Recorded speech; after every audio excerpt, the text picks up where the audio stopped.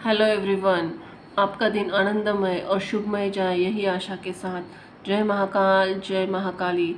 कैसे प्रकट हुए शिव जी के 12 ज्योतिर्लिंग, शिवलिंग के नाम, उनकी उत्पत्ति कब और कैसे हुई, ज्योतिर्लिंगों का रहस्य, 12 ज्योतिर्लिंगों की संपूर्ण कथा, वो भी हिंदी में।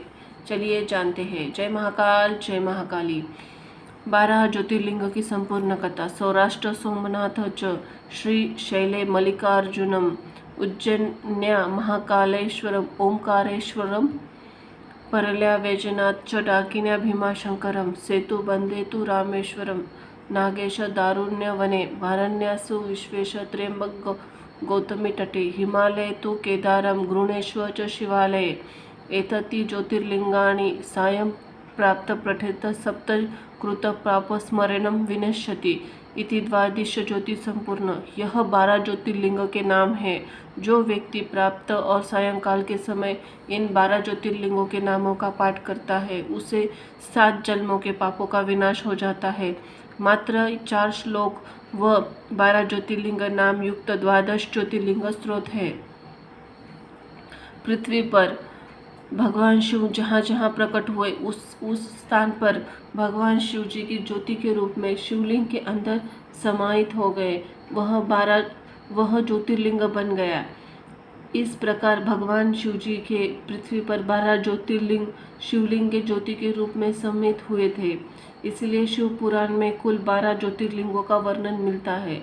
ऐसी मान्यता है कि जो भी इन 12 ज्योतिर्लिंगों के दर्शन कर लेता है उन्हें जीवन में किसी भी प्रकार का कष्ट नहीं होता। मृत्यु के पश्चात उन्हें शिवलोक की प्राप्ति होती है। लेकिन बहुत कम लोग जानते 12 ज्योतिर्लिंगों के दर्शन कर पाते हैं। चलिए जानते हैं यहाँ 12 ज्योतिर्लिंग और उनके महत्व के बारे में। श्री सोमनाथ ज्योतिर्लिंग और उसका महत्व। गुजरात के प्राप्त सौराष्ट्र क्षेत्र में समुद्र के किनारे सोमनाथ नामक मंदिर में यह ज्योतिर्लिंग स्थापित है। दक्ष प्रजापति की 27 कन्याएं थी। उनका विवाह चंद्रदेव के साथ हुआ था, तब वह नक्षत्र बने। लेकिन चंद्रमा का प्रेम सिर्फ रोहिणी के प्रति ही था। इस बात से अन्य नक्षत्र यानी कि दक्ष प्रजापति की कन्याएं बहुत दुखी रहती थी। उन्होंने अपनी यह व्यथा अपने पिता को सुनाई, जिसके लिए दक्ष प्रजापति ने चंद्रदेव को अनेक बार समझाया, लेकिन रोहिणी के प्रेम से वशीभूत उन पर इसका कोई प्रभाव नहीं पड़ा। अंततः दक्ष जी ने क्रोधित होकर उन्होंने क्षयग्रस्त होने का श्राप दे दिया। इसके कारण चंद्रदेव तुरंत ही क्षयग्रस्त हो गए, जिससे पृथ्वी पर उनका सारा काम रुक गया। ब्रह्मा जी ने कहा, चंद्रमा अन्य देवों के साथ पृथ्वी पर प्रभास क्षेत्र में जाकर मृत्युंजय भगवान शिव जी की आराधना करें। उनके कृपा से अवश्य ही यह रोग मुक्त हो जाएंगे। उनके कथा अनुसार ही चंद्रदेव में घोर तपस्या की, 10 करोड़ बार महामृत्युंजय मंत्र का जाप किया। इससे प्रसन्न होकर भगवान शिव जी ने उन्होंने अमृतत्व का वर प्रदान किया। उन्होंने कहा, कृष्ण पक्ष की मैं प्रतिदिन अपनी एक एक कला क्षीण होगी। प्रतिदिन में एक एक कला क्षीण होगी, लेकिन पुनः शुक्ल पक्ष में उसी क्रम से आपकी एक एक कला बढ़ जाया करेगी। इसी प्रकार प्रत्येक पूर्णिमा को आपका पूर्ण चंद्र प्राप्त होकर रहेगा। शाप मुक्त होकर चंद्रदेव ने भगवान शिव जी से प्रार्थना की कि वह आप माता पार्वती जी के साथ सदा प्राणियों के उद्धार हेतु यहाँ निवास करें। भगवान शिव जी ने उसकी प्रार्थना स्वीकार किया। तभी से भगवान शिव जी माता पार्वती के साथ ज्योतिर्लिंग में यहाँ से रहने लगे। श्री मल्लिकार्जुन ज्योतिर्लिंग और उसका महत्व। आंध्र प्रदेश में कृष्णा नदी के तट पर श्री शैल पर्वत पर मल्लिकार्जुन ज्योतिर्लिंग स्थित है। इन्हें दक्षिण का कैलाश कहा जाता है। कथा अनुसार एक समय की बात है, भगवान शंकर जी ने दोनों पुत्रों गणेश और कार्तिकेय का विवाह के लिए झगड़ने लगे। दोनों का आग्रह था कि पहले उनका विवाह किया जाए। तब भगवान शिव जी और माता पार्वती ने कहा, आप में से जो भी पहले पृथ्वी को चक्कर लगाकर यहाँ वापस लौट आएगा, उसी का विवाह पहले किया जाएगा। माता पिता की यह बात सुनकर कार्तिकेय जी ने अपने वाहन मयूर पर विराजित होकर तुरंत ही पृथ्वी की परिक्रमा करने के लिए निकल गए। लेकिन गणेश जी के लिए यह कार्य बड़ा कठिन था। तो एक विशाल काया ऊपर से छोटा वाहन, वह कार्तिकेय जी के मयूर की बराबरी करे तो कैसे। लेकिन गणेश जी बुद्धि अत्यंत सूक्ष्म और तीक्ष्ण थी। उन्होंने सामने बैठे माता पिता की 7 परिक्रमा करने के पृथ्वी परिक्रमा का कार्य पूरा कर लिया। पूरी पृथ्वी की परिक्रमा करके जब कार्तिकेय लौटे तब तक श्री गणेश जी का रिद्धि सिद्धि के साथ विवाह हो चुका था। यह सब देखकर कार्तिकेय जी अत्यंत रुष्ट होकर क्रौंच पर्वत पर चले गए। माता पार्वती जी ने वहां उन्हें मनाने के पहुंची। तभी पीछे पीछे भगवान शंकर जी भी पहुंचकर ज्योतिर्लिंग में प्रकट हुए। तब से ही मल्लिकार्जुन ज्योतिर्लिंग का नाम प्रख्यात हुए। यह कथन के अनुसार माँ भवानी का नाम मल्लिका है। भगवान शिव जी का एक नाम अर्जुन है, इसलिए इस ज्योतिर्लिंग का नाम मल्लिकार्जुन पड़ा। श्री महाकालेश्वर ज्योतिर्लिंग और इसका महत्व। यह परम पवित्र ज्योतिर्लिंग मध्य प्रदेश के उज्जैन नगर में है। कथा के अनुसार प्राचीन काल उज्जैनी में एक राजा चंद्रसेन राज्य करते थे। वह एक परम शिव भक्त थे। एक दिन श्री कर्ण नामक 5 वर्ष का गोप बालक अपनी माँ के साथ वहां से गुजर रहा था। राजा का शिव जी का पूजन देखकर उसे बहुत विस्मय और कौतूहल हुआ। वही उसी प्रकार वह सामग्रियों से शिव जी को पूजन करने के लिए ललायत हो उठा। सामग्री का साधन न जुट पा जाने पर लौटते समय रास्ते से एक पत्थर का टुकड़ा उठा लिया। घर जाकर उसी पत्थर को शिव के रूप में स्थापित कर दिया। फिर पुष्प और चंदन से आदि परम श्रद्धापूर्वक उनकी पूजा करने लगा। माता भोजन करने के लिए पुकारे, लेकिन वह पूजन छोड़कर उठने के लिए तैयार नहीं था। अंत में माता ने झल्लाकर पत्थर को टुकड़ों में फेंक दिया। इससे बालक दुखी होकर रोते हुए भगवान शिव जी को पुकारने लगा। रोते रोते बेहोश होकर वही गिर पड़ा। बालक के अपने प्रति भक्ति और प्रेम देखकर भोलेनाथ भगवान शिव जी अत्यंत प्रसन्न हुए। बालक ने होश में जैसे आकर अपने नेत्र खोले तो उसने देखा कि सामने एक बहुत भव्य और दिव्य अति विशाल स्वर्ण रत्नों से जड़ित मंदिर खड़ा है। उस मंदिर के अंदर एक बहुत ही प्रकाश पूर्ण तेजस्वी ज्योतिर्लिंग खड़ा है। यही है महाकालेश्वर की कथा। श्री ओंकारेश्वर ज्योतिर्लिंग और इसका महत्व। यह ज्योतिर्लिंग मध्य प्रदेश के पवित्र नदी नर्मदा के तट पर स्थित है। कथा के अनुसार एक बार विंध्य पर्वत ने पार्थिव अर्चना के साथ भगवान शिव जी की 6 मास तक कठिन उपासना की। उनकी उपासना से प्रसन्न होकर भूत भावन शंकर जी वहां प्रकट हुए। उन्होंने विंध्य को उनके मनवांछित वर मांगने के लिए प्रदान किया। विंध्याचल इस पर प्राप्ति के अवसर पर वहां से बहुत से ऋषिगण और मुनिगण भी पधारे। उनकी प्रार्थना पर शिवजी ने अपने ओमकारेश्वर नामक लिंग के 2 भाग किए। एक नाम ओमकारेश्वर, दूसरे का नाम अमलेश्वर पड़ा। श्री केदारनाथ ज्योतिर्लिंग और इसका महत्व। यह ज्योतिर्लिंग पर्वतराज हिमालय की केदार नामक चोटी पर स्थित है। कथा के अनुसार केदार नामक अत्यंत शोभाशाली श्रृंग पर्वत महातपस्वी नर और नारायण ने कई वर्षों तक भगवान शिव जी को प्रसन्न करने के लिए बड़ी कठिन तपस्या की। भगवान शिव जी उनकी कठिन साधना से प्रसन्न हुए। उन्होंने प्रत्यक्ष प्रकट होकर उन 2 ऋषियों को दर्शन दिए। भगवान शिव जी ने उनसे वर मांगने के लिए कहा। भगवान शिव जी की यह बात सुनकर दोनों ऋषियों ने उनसे कहा, प्रभु आप मनुष्य कल्याण और उद्धार के लिए आपने स्वरूप को यहाँ स्थापित करके हमारी प्रार्थना अवश्य स्वीकार करे। उनकी प्रार्थना सुनकर भगवान शिव जी ने ज्योतिर्लिंग के रूप में यहाँ वास करना स्वीकार किया। श्री भीमेश्वर ज्योतिर्लिंग और उसका महत्व। यह ज्योतिर्लिंग महाराष्ट्र के सह्याद्री पहाड़ी पर स्थित है।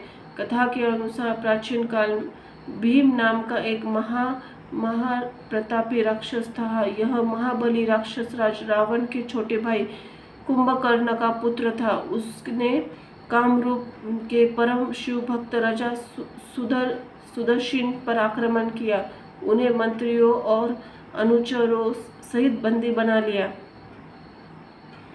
इधर राक्षस भीम के बंदी गृह में पड़े हुए राजा सुदक्षिण ने भगवान शिव का ध्यान किया। वे अपने सामने पार्थिव शिवलिंग देखकर अर्चना कर रहे थे। उन्होंने ऐसा करते देख राक्षस भीम ने उस पार्थिव शिवलिंग पर प्रहार किया, लेकिन उसकी तलवार का स्पर्श भी उस शिवलिंग को हो नहीं पाया। तभी उसके भीतर से साक्षात महादेव प्रकट हुए। उन्होंने अपनी हुंकार मात्र से ही उस राक्षस को वही जलाकर भस्म कर दिया।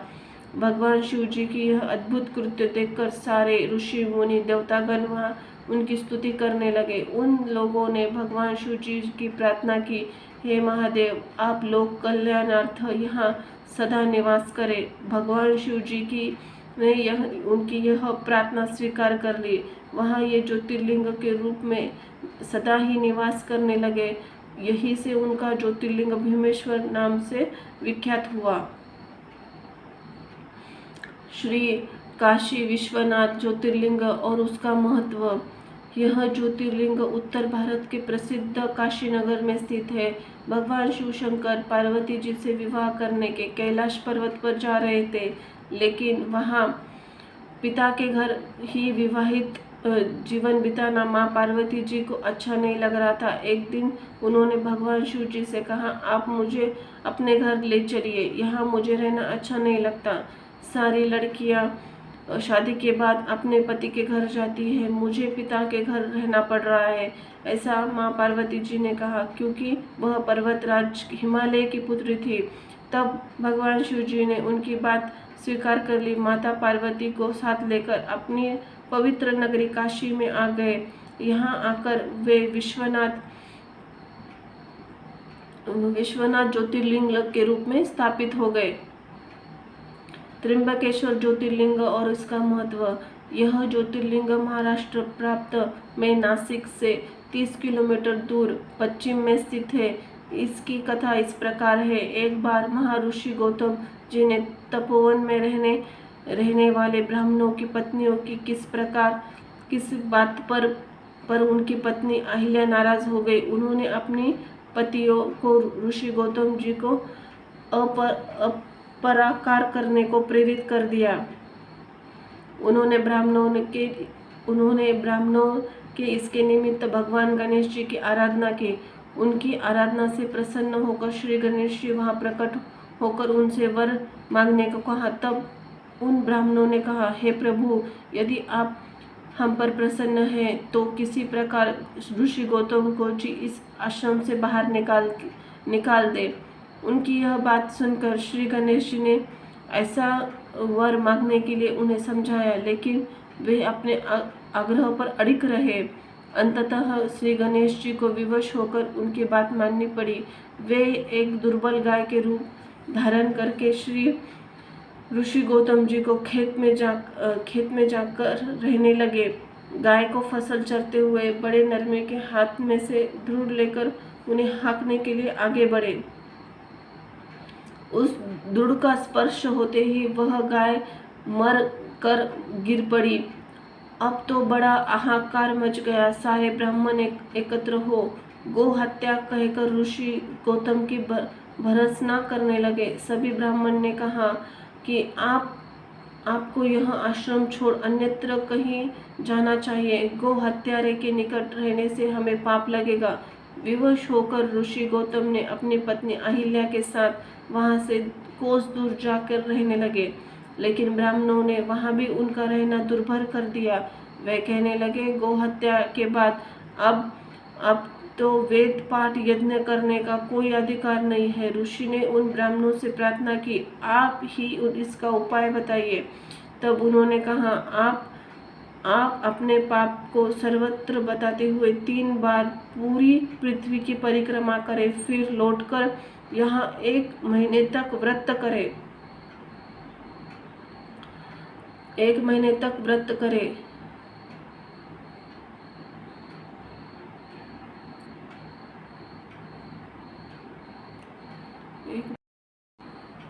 एक महीने तक व्रत करें। इसके बाद ब्रह्मगिरी की 101 परिक्रमा करने के बाद आपकी शुद्धि होगी, अथवा यहाँ गंगा जी को लाकर उनके जल से स्नान करके 1 करोड़ पार्थ शिवलिंग से शिवजी की आराधना करें।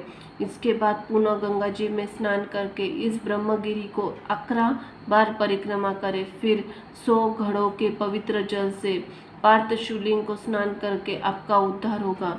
ब्राह्मणों के कथा अनुसार महा ऋषि गौतम जी ने सारे कार्य पूरे कर लिए। उन्होंने अपनी पत्नी के साथ पूर्णतः तल्लीन होकर भगवान शिव जी की आराधना की। इससे प्रसन्न होकर भगवान शिव जी ने प्रकट होकर उनसे वर मांगने को कहा। ऋषि गौतम ने कहा, आपने मुझे गौ हत्या के पाप से मुक्त कर दिया।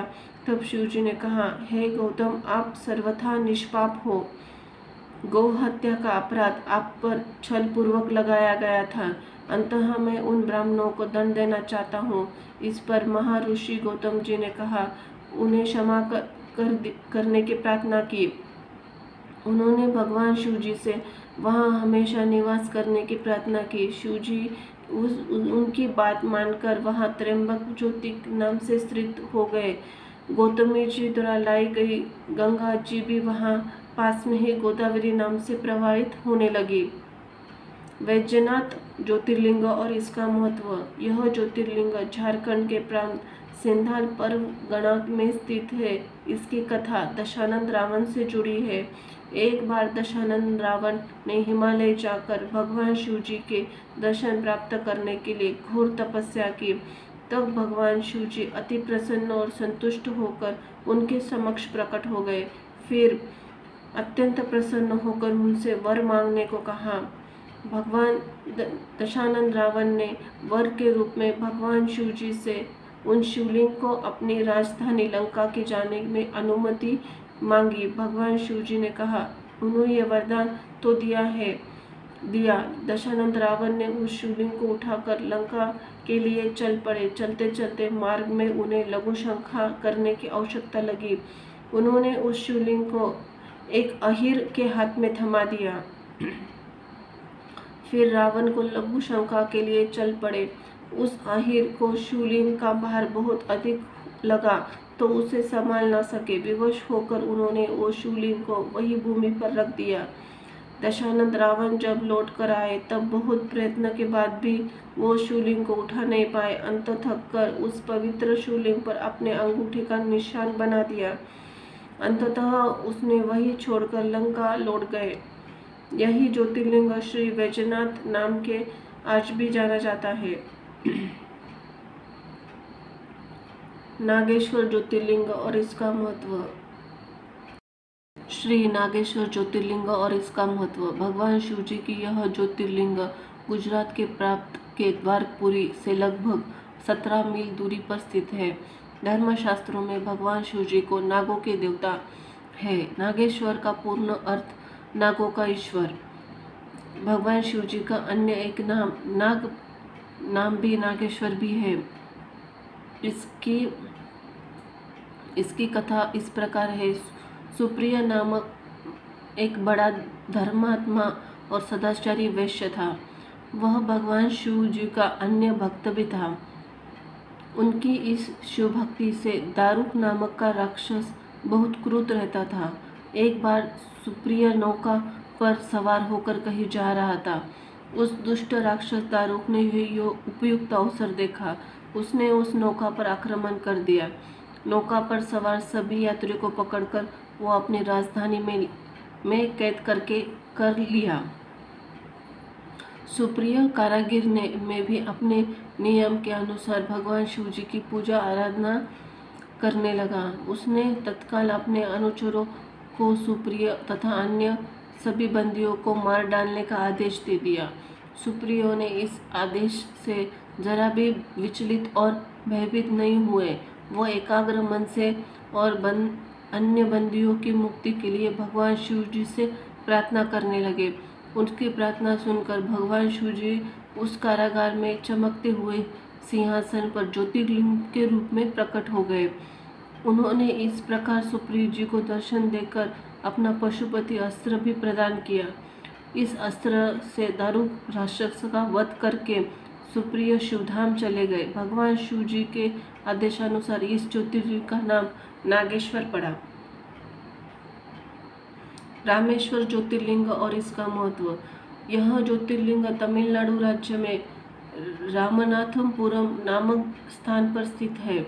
इस ज्योतिर्लिंग की स्थापना मर्यादा पुरुषोत्तम भगवान श्री रामचंद्र जी ने की थी। इसलिए इस ज्योतिर्लिंग को भगवान श्री रामचंद्र का नाम रामेश्वर दिया गया है। जब भगवान श्री रामचंद्र लंका पर चढ़ाई करने के लिए जा रहे थे, उसने इस स्थान पर समुद्र की बालू से शिवलिंग बनाकर उसका पूजन किया था। श्री गुरुनेश्वर ज्योतिर्लिंग और उसका महत्व। द्वादश ज्योतिर्लिंग में यह अंतिम ज्योतिर्लिंग गुरुनेश्वर या घुमेश्वर नाम से जाना जाता है। यह महाराष्ट्र के संभाजीनगर के दौलताबाद के पास स्थित है। इसकी कथा इस प्रकार है कि दक्षिण देश में देवगिरी पर्वत के निकट सुमधा नामक एक अत्यंत तेजस्वी तपोनिष्ठ ब्राह्मण था। उसकी पत्नी का नाम सुदेहा था। उन दोनों पर परस्पर बहुत प्रेम था, लेकिन उनको कोई संतान नहीं थी। उन्होंने सुधर्मा से अपनी छोटी बहन से दूसरा विवाह करने का आग्रह किया। सुधर्मा ने अपनी पत्नी की छोटी बहन घुष्मा से को विवाह कर अपने घर ले आए। घुष्मा एक सदाचारणी स्त्री थी। वह भगवान शिव जी की अनन्य भक्त थी। वह प्रतिदिन 101 पार्थिव शिवलिंग बनाकर सच्ची निष्ठा के साथ उनका पूजन करती थी। भगवान शिव जी की कृपा से उसे एक अत्यंत सुंदर और स्वस्थ बालक को जन्म दिया। वो धीरे धीरे जवान हो गया। उसका विवाह भी हो गया। अब तक सुदेहा के मन में कुविचार रूपी अंकुर एक विशाल वृक्ष रूप ले चुका था। अंततः एक दिन उसने घुष्मा के पुत्र को रात में सोते समय मार डाला। उसके शव को ले जाकर उसने उसी तालाब में फेंक दिया जिसमें घुष्मा को प्रतिदिन पार्थिव शिवलिंगों का विसर्जन करती थी। सुबह होते ही सबको इस बात का पता लगा, लेकिन घुष्मा नित्य भांति भगवान शिव जी की आराधना में तल्लीन थी। पूजा समाप्त करने के बाद वह पार्थिव शिवलिंग को तालाब में छोड़ने चल पड़ी। जब वह तालाब से लौटी तो उसी समय उसका पुत्र तालाब के भीतर निकलकर आते हुए दिखाई पड़ा। उसी समय भगवान शिव जी ने वहाँ प्रकट होकर वर मांगने को कहा। घुष्मा ने हाथ जोड़कर भगवान शिव जी से कहा, यदि आप मुझ पे प्रसन्न हो तो मेरी उस अभागन बहन को क्षमा कर दे। आपकी दया से मुझे मेरा पुत्र वापस मिल गया।